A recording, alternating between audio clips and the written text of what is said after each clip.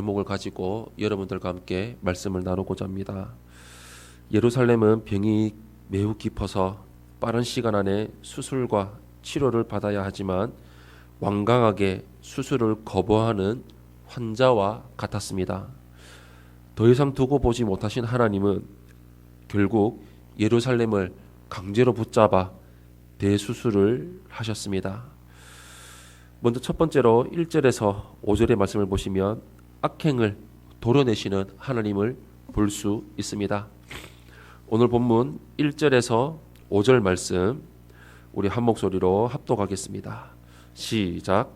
예레미야가 아직 시위대 뜰에 갇혀 있을 때에 여호와의 말씀이 그에게 두 번째로 임하니라. 이르시되 이를 행하시는 여호와 그것을 만들며 성취하시는 여호와 그의 이름을 여호와라 하는 이가 이와 같이 이르시도다. 너는 내게 부르짖으라. 내가 내게 응답하겠고 내가 알지 못하는 크고 은밀한 일을 내게 보이리라. 이스라엘의 하나님 여호와께서 말씀하시니라. 무리가 이 성읍의 가옥과 유다 왕궁을 헐어서 갈대인의 참호와 칼을 대항하여 싸우려 하였으나 내가 나의 노여움과 분함으로 그들을 죽이고 그들의 시체로 이 성을 채우게 하였나니 이는 그들의 모든 악행으로 말미암아 나의 얼굴을 가리어 이 성을 돌아보지 아니하였음이라. 아멘. 하나님은 예레미야에게 영광을 나타내시며 기도에 응답하시고 사람이 알 수 없는 크고 은밀한 일을 행하시겠다고 말씀하셨습니다. 그런데 크고 은밀한 일의 1단계는 예루살렘의 처참한 파괴를 의미했습니다. 바벨론의 침공을 막을 힘이 없었던 예루살렘의 주민들은 성 안의 집과 왕궁까지 헐어서 성벽을 튼튼하게 만들었습니다. 그러나 바벨론의 침공을 막을 수는 없을 것입니다. 예루살렘 성읍에는 거민들의 시체가 가득하게 차게 될 것입니다. 하나님은 유다 백성의 악행에 대해서 진노하셔서 이 일을 행하셨다고 하지만 사실 하나님의 분노와 사랑은 크게 다르지 않습니다. 하나님은 이들을 파괴하신 것이 아니라 그들 가운데 암세포처럼 퍼져 있는 악행을 모두 제거하는 대수술을 하신 것입니다. 언제나 하나님이 주시는 말씀에 우리 자신을 맞춰가지 않으면 결국 이처럼 대수술을 받을 수밖에 없습니다. 두 번째로 6절에서 9절의 말씀을 보시면 치료하여 낫게 하시는 하나님을 볼 수 있습니다. 오늘 본문 6절에서 9절 말씀 한 목소리로 합독하겠습니다. 시작. 그러나 보라, 내가 이 성읍을 치료하며 고쳐낫게 하고 평안과 진실이 풍성함을 그들에게 나타낼 것이며 내가 유다의 포로와 이스라엘의 포로를 돌아오게 하여 그들을 처음과 같이 세울 것이며 내가 그들을 범한 그 모든 죄악에서 정하게 하며 그들이 내게 범하며 행한 모든 죄악을 사할 것이라. 이 성읍이 세계 열방 앞에서 나의 기쁜 이름이 될 것이며 찬송과 영광이 될 것이요 그들은 내가 이 백성에게 베푼 모든 복을 들을 것이요 내가 이 성읍에 베푼 모든 복과 모든 평안으로 말미암아 두려워하며 떨리라. 아멘. 예루살렘을 철저하게 파괴하신 하나님의 목적은 재앙이 아니라 평안이요 미래와 희망을 주시는 것이었습니다. 그렇게 파괴하지 않고서는 치료가 되지 않을 정도로 예루살렘은 부패해 있었던 것입니다. 하나님은 파괴 후에 예루살렘을 치료하시고 평안과 진실을 풍성하게 주시며 그들을 포로에서 돌아오게 하여 죄악에서 벗어나 정결한 삶을 살게 하실 것입니다. 하나님은 무너진 예루살렘을 다시 세우셔서 하나님의 영광을 두시고 백성에게 복을 주시며 온 세상이 그 소식을 듣고 두려워하여 만들게 하실 것이라고 선포하십니다. 이는 당시 예루살렘 주민들이 듣기에는 너무나 비현실적인 말씀이었을 것입니다.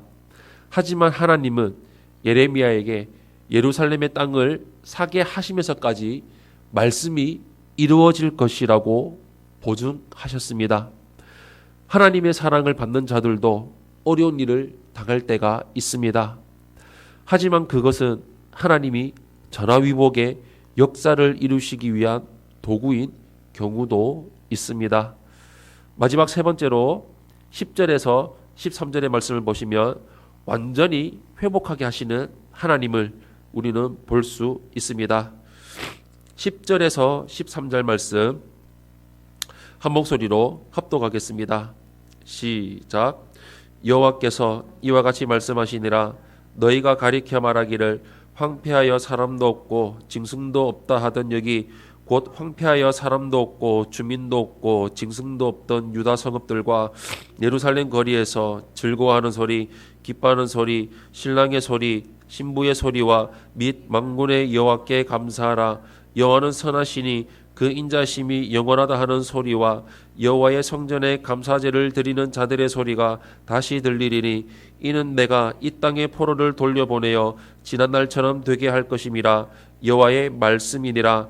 만군의 여호와께서 이와 같이 말씀하시니라. 황폐하여 사람도 없고 짐승도 없던 이곳과 그 모든 성읍에 다시 목자가 살 곳이 있으리니 그의 양떼를 눕게 할 것이라. 산지 성읍들과 평지 성읍들과 네겝의 성읍들과 베냐민 땅과 예루살렘 사면과 유다 성읍들에서 양떼가 다시 계수하는 자의 손 아래로 지나리라. 여호와께서 말씀하시니라. 아멘. 하나님은 예루살렘이 황폐하여 사람도 없고 짐승도 없다라는 말씀을 3번이나 반복하십니다. 그것이 바로 명백한 현실이었습니다. 하지만 하나님은 그곳에 사람이 살아가는 소리와 하나님께 제사를 드리는 소리가 들릴 것이라고 선포하십니다. 완전히 파괴되어 아무것도 없는 예루살렘에 목자가 양떼를 이끌고 오듯이 하나님이 자기 백성을 이끌어 오실 것입니다.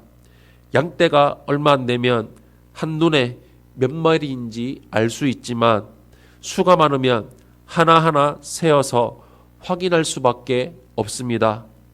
예루살렘의 인구가 늘어나 그처럼 수를 세어야 할 정도로 번성할 것입니다. 하나님은 절대 자기 백성을 포기하지 않으십니다.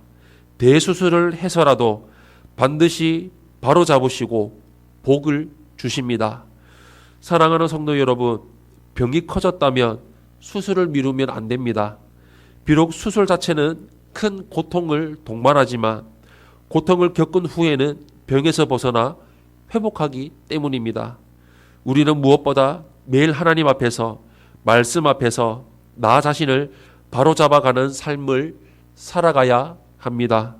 그리고 혹시 징계를 당해야 할 만한 죄를 지었다면 즉시 회개하고 그 죄값을 치를 때 하나님의 용서와 회복의 은혜를 체험할 수 있습니다. 주님 앞에서 회복하기를 두려워하지 않는 성도들이 되시기를 바랍니다.